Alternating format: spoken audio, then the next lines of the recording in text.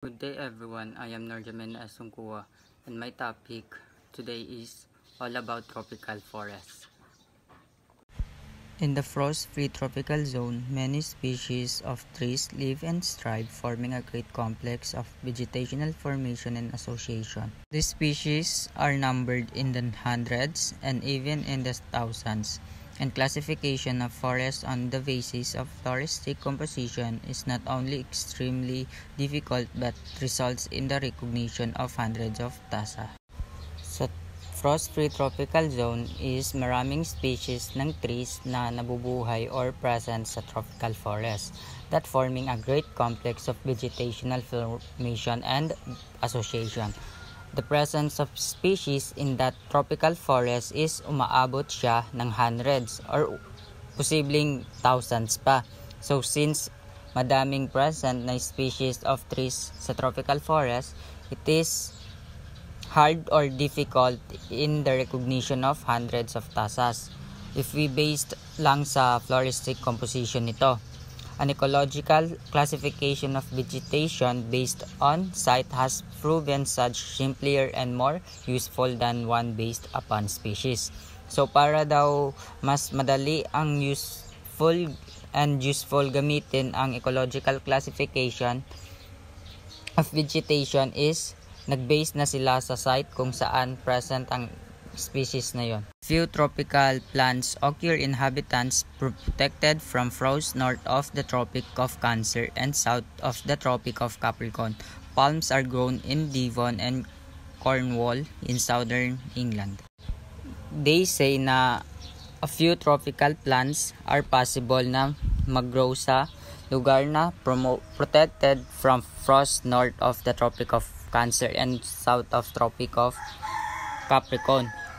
The plants are found sa mga windward ocean site na hindi na kailangan ng warm climate because of the influence of maritime to avoid frost. Ang halimbawa nito ay ang palms na usually is nabubuhay lang siya, or the palms are grown in Devon and Cornwall in southern West England. We all know naman na nabubuhay ang mga palms malapit sa dagat. Classification of tropical forests within the frost-free zone of the world. The physiorganic of vegetation varies primarily according to the amount and seasonal patterns of rainfall and secondarily in response to human activity.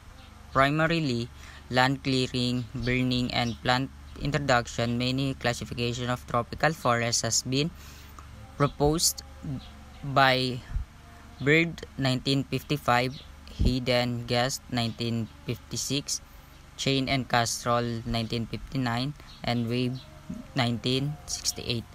Classification of tropical forests consists of four, which is swamp forest, rainforest, dry forest, and monsoon forest.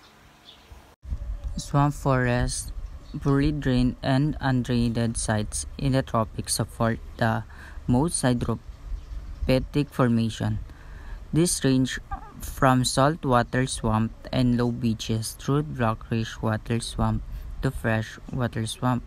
Swamp forests may be classified further according to the depth of water, irrigation of water, the types of substrate, and the seasonal variation in the water level.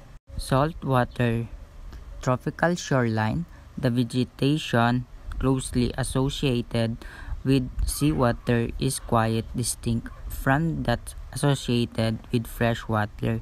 The nature of the vegetation differs with geographical location, nearness to the shore, and soil, whether mud, sand, or coral.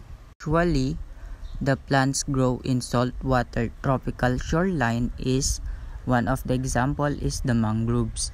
Mangroves are evergreen trees and shrubs belonging to several unrelated families, which from communities very similar in physiorganic appearance in tidal mud flats throughout frost-free climates of the world. Mangrove swamps grow to latitude 32 degrees north as far as Bermuda. freshwater swamps.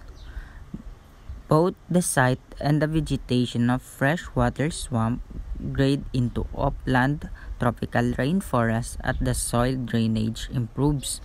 The swamp vegetation, because of limiting soil irrigation, however, is more open and irregular in structure and consists of fewer species than nearby upland types.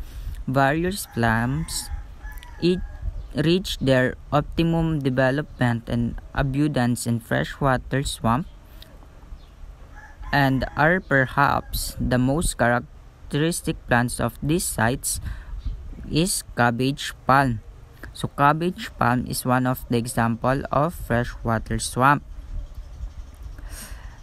Cabbage palms is such a tree in the freshwater swamp of Florida. Others are interpy and mountain in South America. Monsoon forest.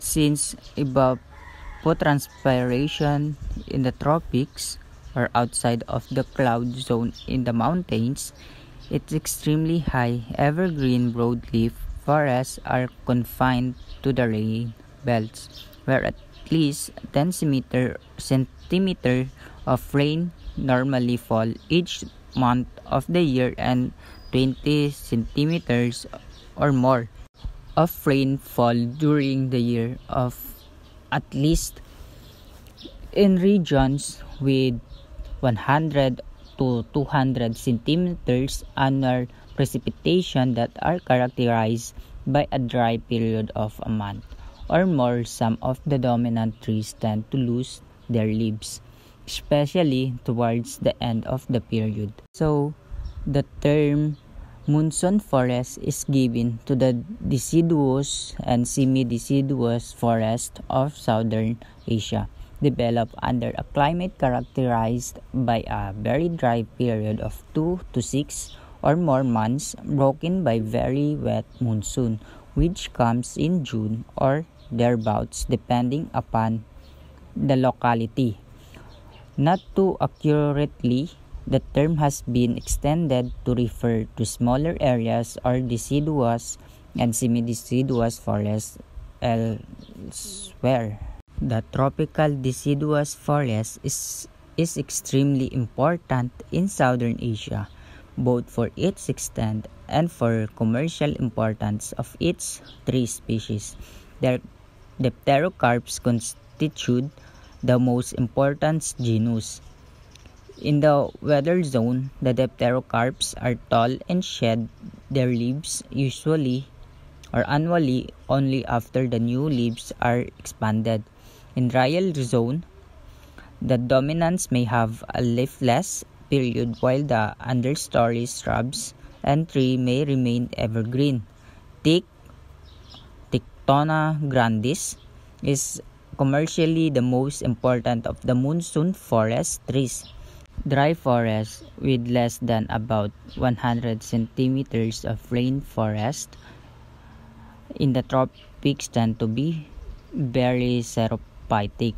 Depending upon the amount and distribution of annual precipitation, such forests vary from low and rather simply structured close forest to open woodland, thorn woodland, and open wooded savannas. These dry forests occupy most of tropical America south of the Sahara except for the equatorial rainforest, much of tropical Australia, and a good deal of South America, both north and south of the Amazon basin. As with other tropical vegetation types, composition and structural changes are graded to climate changes, there being no sharp cleavage between dry close forests, dry open forests, and savanna forests. Fire is the dominant factor in these dry tropical types, having been widespread and frequently for many thousands of years. Vast areas of forests have been degraded by repeated burning into Sparsely Wooded Savanna by Bartlett, 1956.